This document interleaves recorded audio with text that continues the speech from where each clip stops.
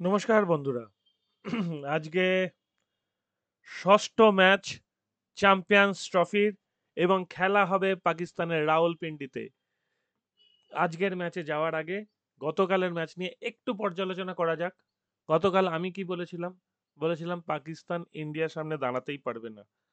ঘটনা তাই হয়েছে এবং বিরাট কোহলি, একটাই নাম, বিরাট কোহলি পাকিস্তানের সামনে ভীষণভাবে জ্বলে ওঠেন আর কালকে পুরো সিনেমার মতো খেললেন। মানে সিনেমার ক্লাইম্যাক্স যেমন মেলানো হয়, বাস্তবেও যে ওরকম হতে পারে সেটা কালকেই দেখা গেল। মাঝখানে এমন অবস্থা হয়েছিল যে বিরাট কোহলি আর রান নিলে বা অক্ষর প্যাটেল রান নিলে ওনার সেঞ্চুরি হবে না, 2 রান বাকি ছিল। সেখান থেকে সিনেমার মানে দলের জেতার জন্য 2 রান আর ওনার সেঞ্চুরির জন্য 4 রান, সিনেমার স্ক্রিপ্টের মতো একটা চার মারলেন এবং সেঞ্চুরি করলেন। অসাধারণ। তামাম ক্রিকেট প্রেমীরা কালকে নিশ্চয়ই আনন্দ পেয়েছেন।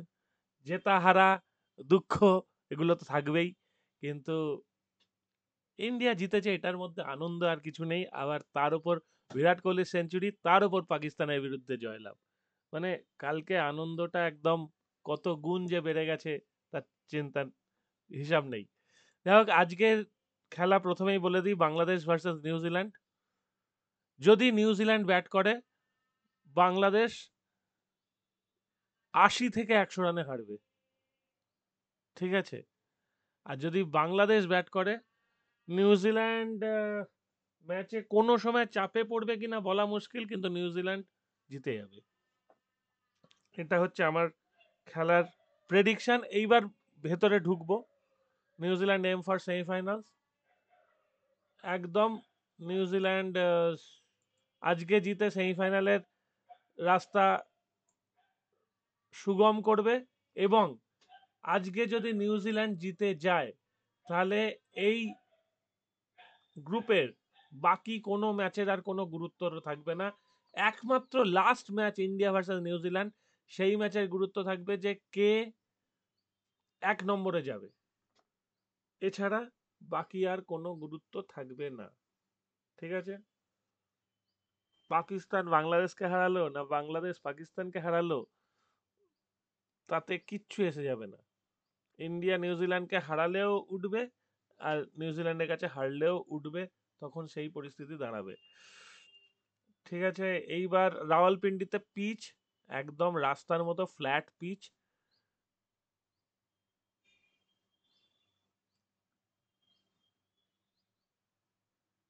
Since then, Devon Conway scored 97 as an opener, while Young scored 100 in them. So, if New Zealand want to bring, who they who do they leave out? Kake,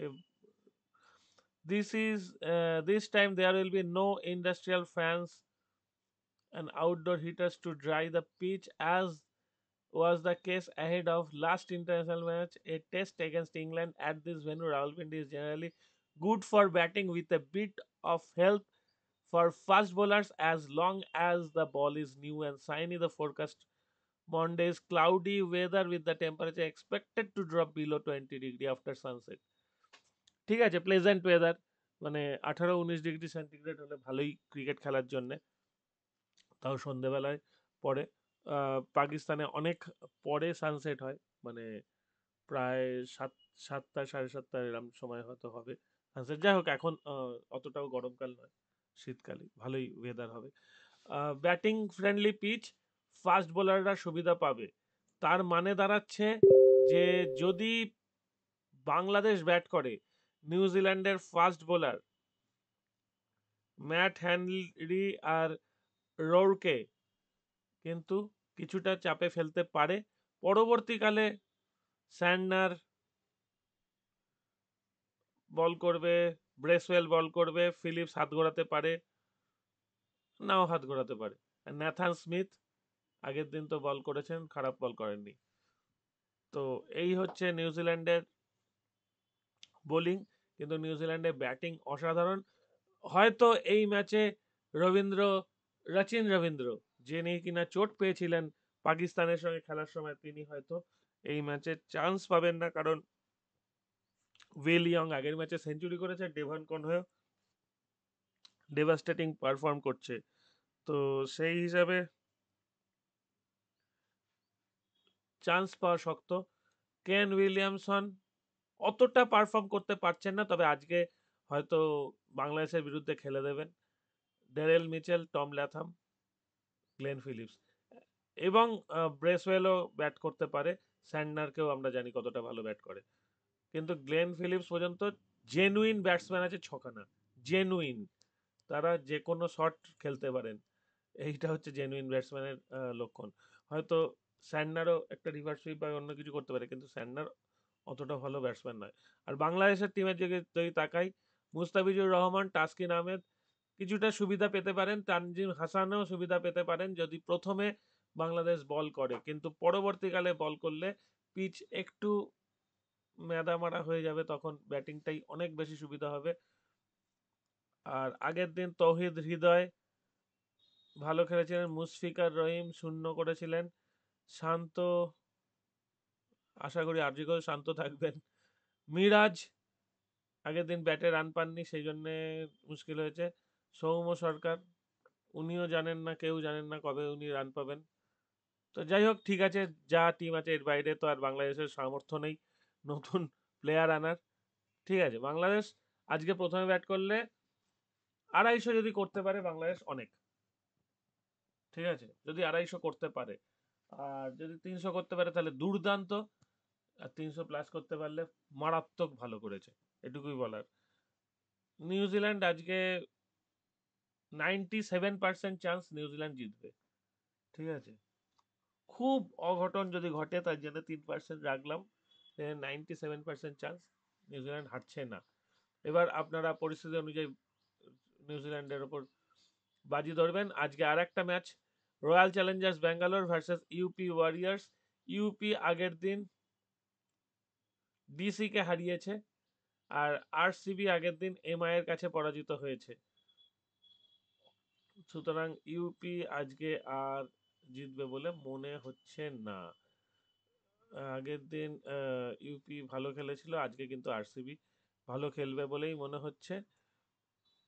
আরসিবির captain Mandhana, Danni Wyatt, Ellyse Perry, তারপর রাঘভি বিস্ট আর রিচা ঘোষ আছেন। এত দূর পর্যন্ত ভালো batsman. ওয়ারহেমও খারাপ bat করেন না, আর কানিকা আহুজা ঠিকঠাক। অন্যদিকে ইউপি নাভগিরে একটু চালিয়ে খেলেন শুরুর দিকে। নাভগিরে যতক্ষণ থাকে ততক্ষণ ইউপির বেশ অবস্থা ভালো থাকে, তারপর আস্তে আস্তে অবস্থা খারাপ হতে থাকে। টালিয়া ম্যাকরা এখনো সেই দুর্দান্ত পারফর্ম করতে পারছে না, বরঞ্চ শেনেল হেনরি আগের দিন দুর্দান্ত খেলেছিলেন। শ্বেতা সেরাওয়াত তেমন ফর্মে নেই। গ্রেস হ্যারিস চালিয়েছিলেন কিছুটা, উইকেট পেয়েছিলেন, সুতরাং ঠিকঠাক। আর এক্লেস্টন সেই পারফরমেন্স আমরা দেখতে পাচ্ছি না। ঠিক আছে, তো এতটাই। আজকে ওই আরসিবি জিততে পারে, ইউপি হয়তো জিততে পারবে না। এবার দেখা যাক ফুটবলের দিকে। আজকে ফুটবল আছে কয়েকটা, তবে একটা একটা ম্যাচ, সেভিয়া ম্যালোরকা, সেভিয়া আর রোমা, মনসার সঙ্গে রোমা আর কি সমস্যা হওয়া উচিত, হবে না সমস্যা সেরাম। পোল্যান্ডের ম্যাচটা আমি জানি না। ভাইবর্গের ম্যাচটায় ভাইবর্গ জেতার চান্স আছে। এদিকে মালমোর খেলা আছে, মালমো জিতবে। ও ব্রন্ডবি আর একাডেমিস্ক, এক ব্রন্ডির ব্রন্ডি ব্রন্ডবি 2, তাও তার রেট নেই, তাহলে আর কিছু করবার নেই। গ্যালাটাসারে আর ফেনারবাচ, এই ম্যাচটা বেশ ভালো ম্যাচ হবে, যদি কেউ দেখার সুযোগ পান দেখবেন। এই ম্যাচে 32 স্কোর হবেই। ঠিক আছে, কে জিতবে এই মুহূর্তে বলা মুশকিল, গ্যালাটাসারে একটু এগিয়ে থাকবে একটু।